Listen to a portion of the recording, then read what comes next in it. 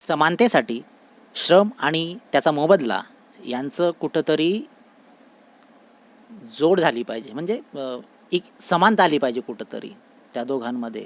श्रम आणि मोबदल्यामध्ये काहीतरी त्याचं एक योग्य गुणोत्तर असलं पाहिजे. जसं एखादा कामगार काम करतो, त्याला दिवसाचे 200 रुपये मिळतात, ठीक आहे. तेवढंच काम जर डॉक्टरने केलं त्याला लाखो रुपये मिळतात. तेवढंच काम जर एखादा मोठा इंडस्ट्रियलिस्ट बिझनेसमॅनने केलं तर त्याला करोड रुपये मिळू शकतात. ही विषमता आपल्याला जीवनामध्ये अनेक स्तरांवर मानवतेला संपवते. म्हणजे ज्यांच्याकडे खूप पैसा आहे त्यांच्याकडे खूप शक्ती आहे. पैसा is money is power.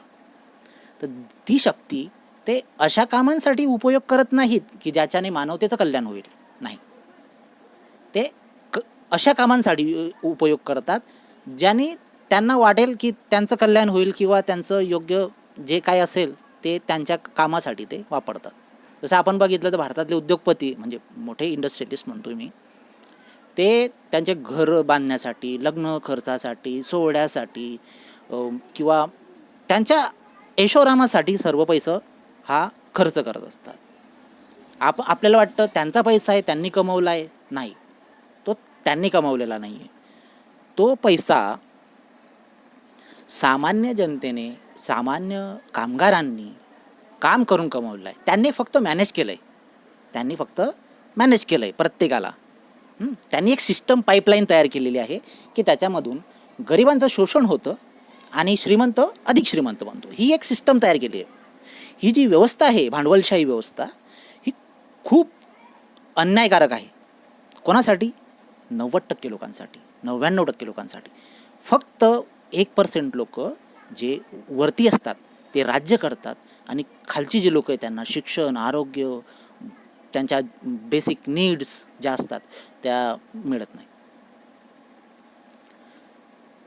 Marks यासाठी पण महत्त्वाचा वाटतो की त्याने एक समानतावाद असलेली जगाची एक कल्पना केली होती.